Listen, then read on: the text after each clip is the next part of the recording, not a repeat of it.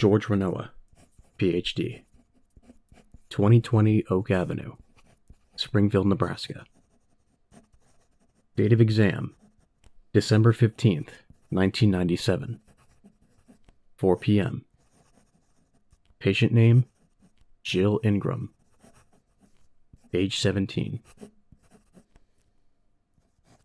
Jill still has feelings of insecurity and paranoia. She reports constantly feeling like she's being watched and that something is going to go wrong. She doesn't trust any of her family or friends. She also claims to have the memory of a goldfish, and sometimes attempts to recall memories both positive and negative. Jill also reports having repressed memories, which she speculates may be false memories, specifically of a man who calls himself Uncle Victor. She reports having a vague, possibly false memory of sitting in her living room while being home alone at about the age of 12. She reports that after watching TV for a while in her living room, a man named Uncle Victor entered from another room in the house and shouts, "It's me, it's your Uncle Victor," all the while flailing his arms around in a cartoony, clownish manner. She reports that this Uncle Victor was tall, around 6'7", about the age of 50 or so, thin and balding. He would make quite large movements with his arms, as if trying to appear large. Jill claims that, at the time, she felt very comforted by the presence of Uncle Victor, and recognized him as a longtime family member. However, she states that not only does she not recall his departure from her home, but also that she doesn't have an uncle named Victor at all. Jill can't seem to clearly communicate whether this was a dream, a repressed memory, or a completely false memory. Mental status. Jill presents a case of paranoia, as well as the false memory phenomena, insecurity, and possible pantophobia. Level of care justification. Jill continues to need outpatient treatment.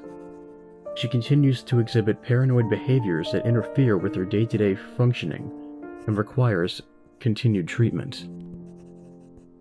Content of therapy. This session focused on the problems of coping with Jill's paranoia and repressed/false memories. Date of exam, December 22nd, 1997. 4 p.m. Patient name, Jill Ingram. Jill expressed an interest in recovered memory therapy in order to get to the bottom of her memories of Uncle Victor. She believes that these repressed or false memories are somehow connected to her current paranoia and insecurity. Jill agreed to take part in age regression therapy. I first wanted to introduce Jill to the process of age regression. After having her mind perform certain exercises, I asked Jill to think back to an event that she had not thought of since the day it happened. When asked about the event she had thought of, Jill said that she could picture herself running and laughing. She stated that she could remember that it was nighttime. She was 8 years old, and she was playing tag with her friends. Jill further stated that she and her friends had been hiding in the neighbors' bushes. Their neighbors were very friendly and didn't mind. Jill said that she was hiding from her friend during tag, and her friend was it. I asked her what the friend's name was. She said that her friend's name was Chloe. Jill said that during the game of tag, she had been wearing a dark green shirt, shorts, and athletic shoes. It was late October, and the ground was littered with dead leaves. Jill was able to recall the exact moment that her friend, Chloe, found her in the bushes and tagged her. She said that, as she was hiding, she was staring up at the rooster weather vane on top of her neighbor's pool house. As she stared at it, She felt Chloe's hand make sudden contact with her shoulder, as Chloe shouted, "Gotcha!" After this exercise, I told Jill that we would give her mind a rest for now. However, we would do this exercise again during our next session, after the holidays. She's hoping that next time we will be able to use this exercise to deal with her repressed memories. Mental status. Jill still exhibits paranoid behavior during her day-to-day life, and still feels the presence of a vague, unknown evil. Level of care justification. Jill continues to require outpatient treatment. She continues to exhibit paranoid behaviors that interfere with her day-to-day functioning and requires continued treatment. Content of therapy. This session's focus was to prepare Jill's mind for age regression exercises on her more unnerving repressed memories.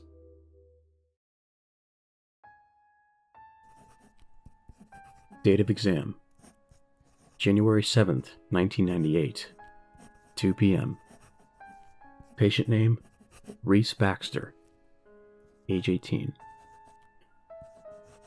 Reese feels extremely depressed. He reports that almost every night, he lies in bed awake and thinks about how meaningless his life feels.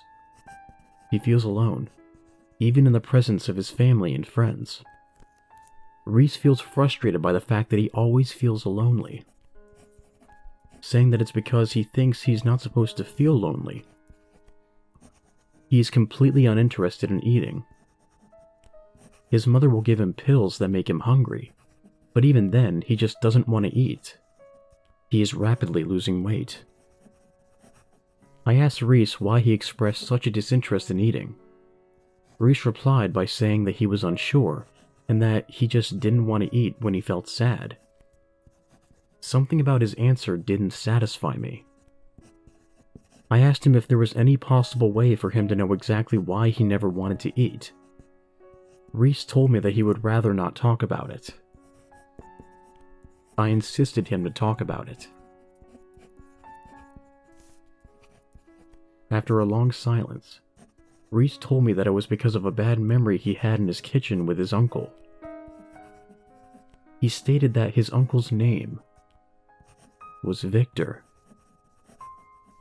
Mental status. Reese exhibits clinically depressed behavior. Level of care justification. Reese still requires outpatient treatment, as he exhibits symptoms of clinical depression and suicidality. Content of therapy. This session's focus was getting to know Reese, understanding his issues, and setting up possible solutions.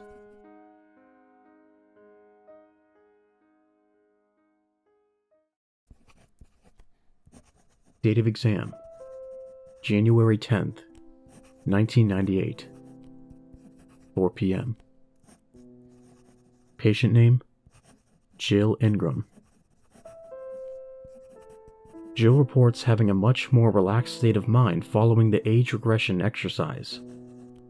She reports feeling less anxious and/or paranoid throughout the day, which has led her to being able to enjoy day-to-day activities.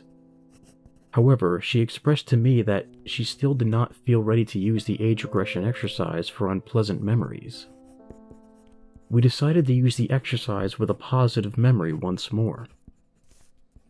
I began asking Jill to travel back to the memory of her playing tag with her friends, which was the memory we used in the last session. She once again demonstrated an exceptional ability to vividly recall the memory. She could recall exactly what her friend Chloe was wearing, and even how her hair looked. This time during the exercise, we continued on past the point of Chloe tagging Jill.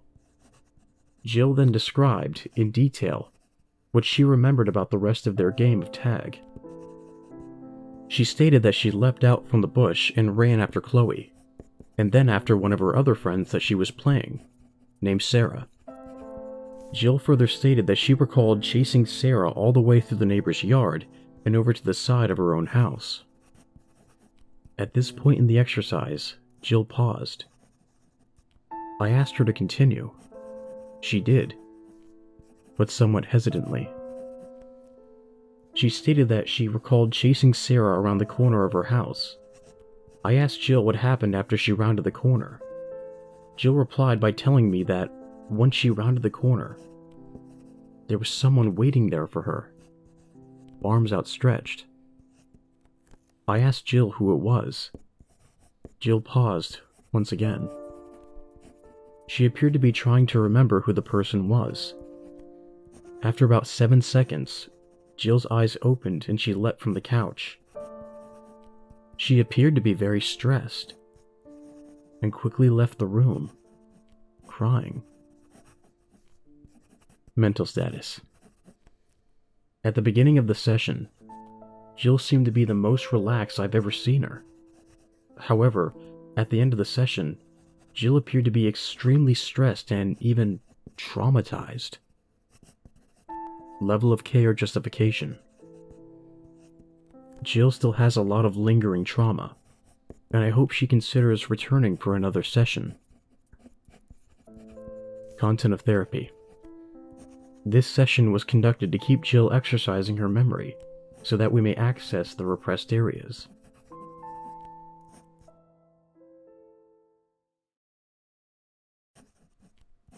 Date of exam: January 14th, 1998, 2 p.m.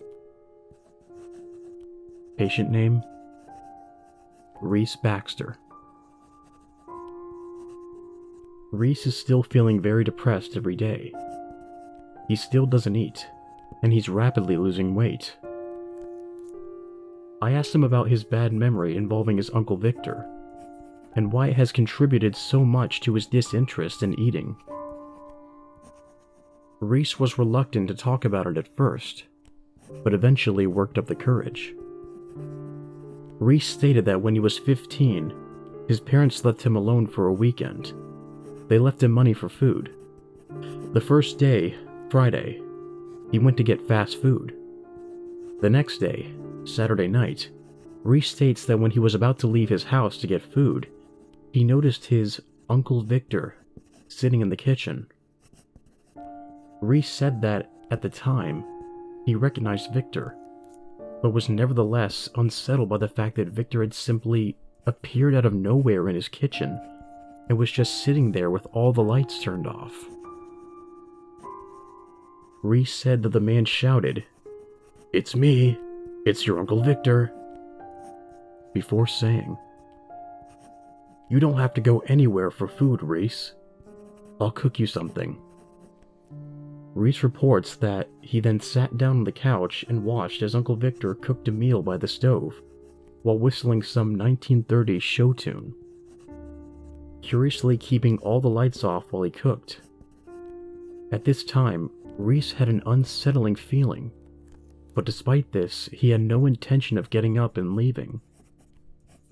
Something in him told him not to, almost like it was a bad idea to do so. Reese stated that after about 20 minutes, the meal was ready.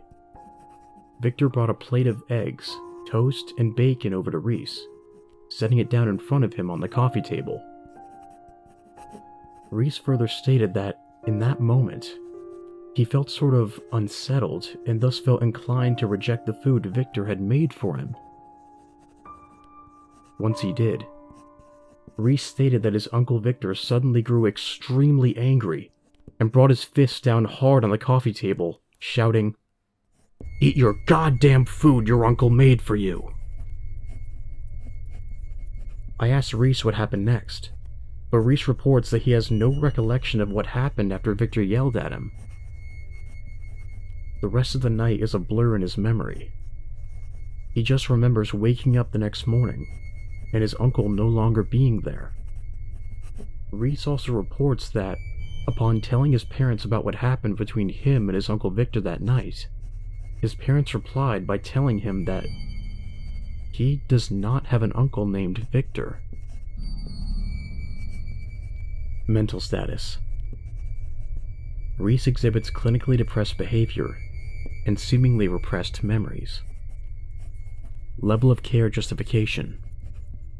Reese still requires outpatient treatment as he exhibits symptoms of clinical depression and suicidality. Content of therapy. This session's focus was to find out more about what transpired between him and his Uncle Victor. Date of exam: November 10th, 1998, 1:30 p.m. Patient name: Billy Wilson, age 16. Billy has constant feelings of paranoia and also has suicidal thoughts. He doesn't trust anybody, especially his family members. He reports constantly feeling alone. He's wary of meeting new people and avoids it at all costs. He says he feels like people he already knows will turn their backs on him at any second. He spends most of his time in his room, alone, watching TV. He rarely leaves, except to use the bathroom and eat. Billy also reports that he was repeatedly abused and harassed as a child, but nobody in his family believes him. I asked him if there was any reason that his family doesn't believe that he was abused. Billy stated that his family thinks that the abusive occurrences were simply Billy's nightmares. I asked Billy to go into detail about his abuse. Billy reports that, when he was 8 years old, he woke up one night between the hours of 2 a.m. and 3 a.m. He reports that, upon rolling over under his sheets, he saw someone peering into his bedroom, with just their head poking in through the doorway. Billy says that it was an exceptionally tall, thin, middle-aged man with curly, balding hair. He says that upon making eye contact with the man whispered,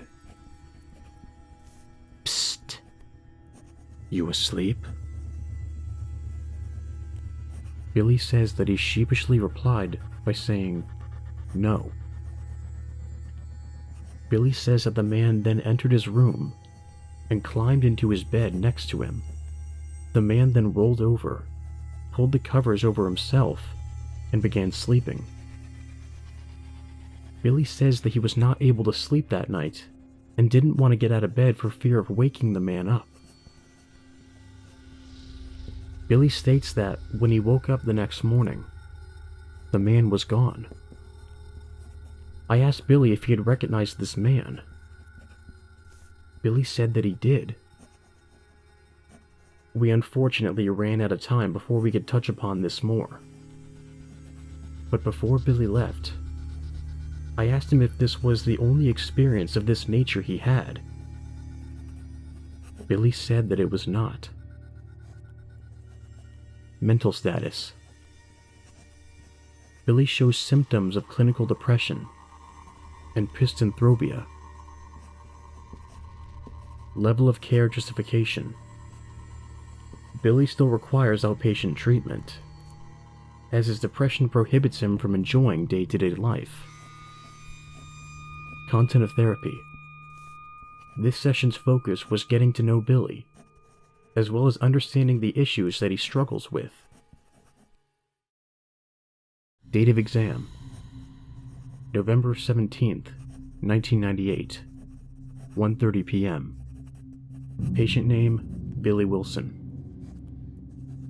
Billy and I wasted no time today as we delved deeper into his past experiences of abuse.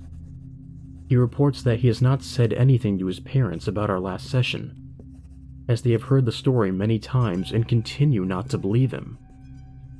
I asked Billy to go into detail about his other experiences of abuse. At first, Billy appeared to be very reluctant to talk about his further experiences. However, I reassured him that this information would remain absolutely confidential, and that it would be necessary for him to touch upon his experiences so that we could resolve his issues. Billy reports that when he was 9 years old, he awoke one night at around 3 a.m. Similar to his first experience a year prior, he rolled over and, once again, saw the same man peering into his room from his doorway. Billy states that the man whispered something along the lines of, "Psst, it's me, your uncle. You asleep?" He states that when he didn't reply, the man said, "Don't pretend you're asleep. I can see your eyes. They're open." Billy says that the tall man then entered his room and once again climbed into bed next to him, rolling over and falling asleep. He says that he laid awake in bed for quite some time, not being able to fall asleep. Billy states that after about 45 minutes, he had to use the bathroom very badly. As he slowly climbed out of bed, the man must have heard him, because he murmured, get back in bed." Billy says that he just stood there, contemplating running out of the room. After a few seconds, the man, his voice slightly raised, said, "Get back in the damn bed." Billy obeyed the man and climbed back into bed. The next morning, the man was gone. By the end of his story, Billy appears to be very unnerved. Tears are falling from his eyes. I asked him to go into detail about another instance. Billy says that he'll think about it, possibly during our next session. Mental status. Billy still shows symptoms of clinical depression and pistonthropia. Level of care justification.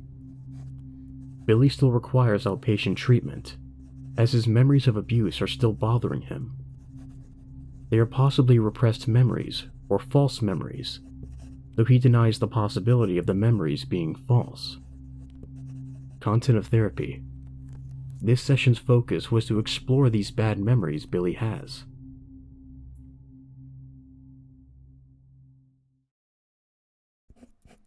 Date of exam: December 1st, 1998. 1 p.m. Patient name: Billy Wilson. Cutting straight to the chase, I asked Billy to touch upon another one of his memories of abuse.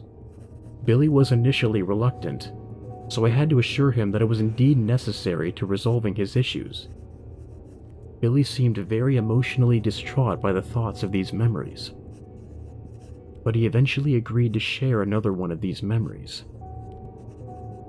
Billy states that when he was 10 years old, his parents had gone out for the night, leaving him alone by himself.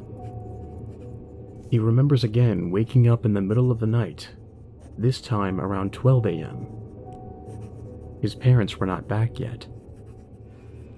He says that when he awoke, he saw the same tall, thin man from before. The man was sitting at the foot of his bed, looking over his shoulder at Billy. Billy reports that the man whispered, "It's me. It's your Uncle Victor." At this point in the story, I dropped my pen and immediately became unnerved. I quickly regained my composure, as I didn't want to further unsettle Billy. Plus, patient confidentiality came to mind when I thought about the other patients with similar stories. Billy reports that Uncle Victor then climbed into bed and rolled over next to him just like he had done before. Uncle Victor soon began snoring loudly. Billy later says that after about 3 minutes, he felt overwhelmed by fear and absolutely had to get out of that bed. He says that it must have taken him at least 5 minutes just to get the covers off and get his feet to the floor without making any noise. Billy says that he slowly began tiptoeing away from the bed while Uncle Victor was snoring. He crept away so slowly that it took him about 5 seconds just to cover an inch of distance. He says that he was absolutely terrified during this. His main objective was to get out of the room and get out of the house, possibly to a neighbor's house to call the police. About halfway to his bedroom door, he suddenly heard Uncle Victor's snoring stop. This made him freeze in place. He held his breath for a while, careful to not make any noise.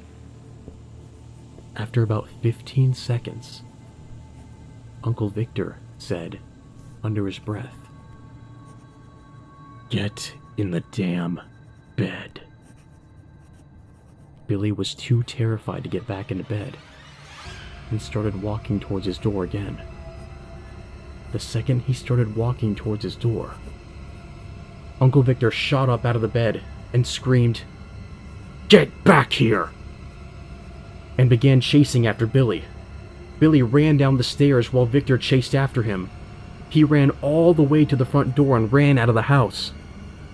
Billy says that after running out of his house, he looked back over his shoulder to see if Uncle Victor was still following him. Victor was not there. All he saw over his shoulder was his wide-open front door. He says that the dark, empty void beyond the door was terrifying to him. He spent the rest of the night sleeping in a neighbor's yard, where he was found the next morning.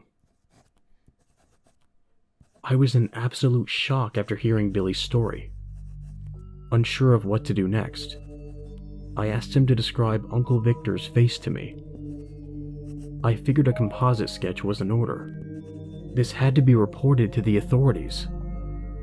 What you're seeing right now is a scanned copy of the composite sketch, going off of Billy's description of Uncle Victor.